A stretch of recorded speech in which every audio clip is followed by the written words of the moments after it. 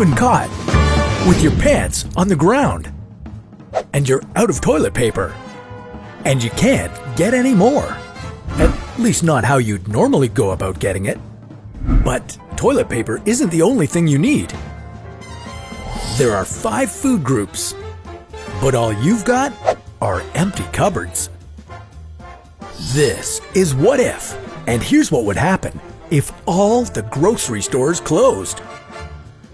There are roughly 40,000 retailers in the US that would be classified as grocery stores. They range in size and style and the type of goods they provide, but these are the places where most people in developed countries get their food. And they often get much more than they need.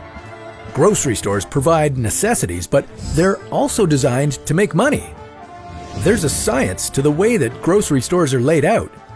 They entice customers to purchase items they don't necessarily need. And this explains why some grocery stores stock as many as 45,000 different items, while the average consumer only needs about 300 items in their home. It also explains why American grocery stores contribute 10% of all food waste.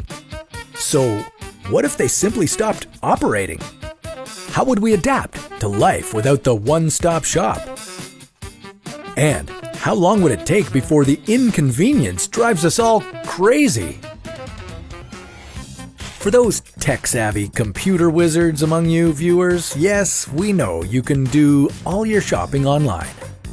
In fact, 11% of consumers are already doing this.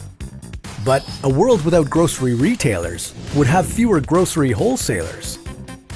The food you'd want would still exist, but it wouldn't be as readily available because massive supply chains will have been disrupted. And even if you were willing to pay a higher price for online groceries, some of the items on your list, like fresh produce, would be harder to get.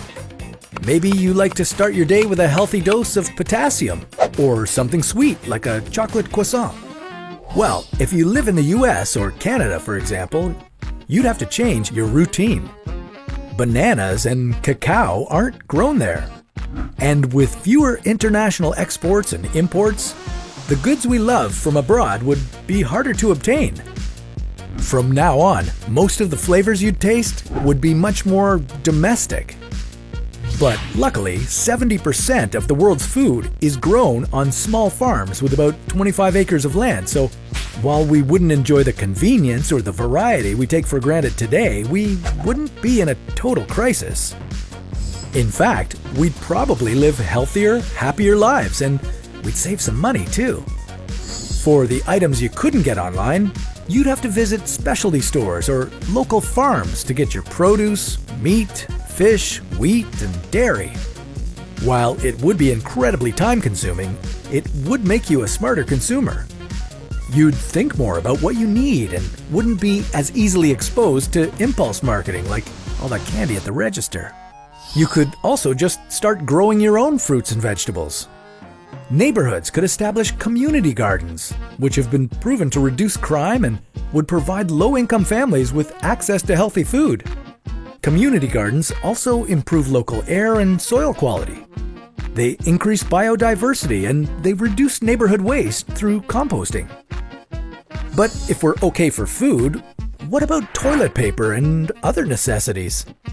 Okay, so toilet paper you might have to buy online, or you could just take a shower when you're done your business. Or you could treat yourself and buy a bidet. Who knows, it could be fun. As for soap, you can make that yourself too. All you really need is water, lye, and oil. So while we've proven that we could survive and probably thrive without grocery stores, making the change would definitely be a hard adjustment. We could probably build happier and healthier communities if grocery stores closed, but we'd also have to adapt our tastes.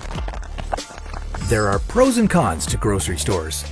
One of the benefits is being able to taste flavors from faraway places, which we wouldn't be able to access so easily without grocery stores. Then again, grocery stores encourage people to buy beyond their needs and spend beyond their means.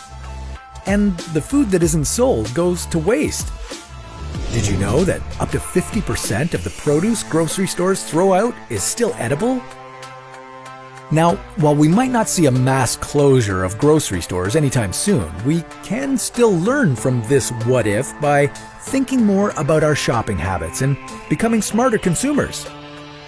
Grocery stores are a good reminder that we all have the same needs. So think harder about what you really need, while considering other people's needs as well. But if you think we're big spenders now, can you imagine how much more we'd consume if humans were 5 meters tall? Well, that's a story for another What If.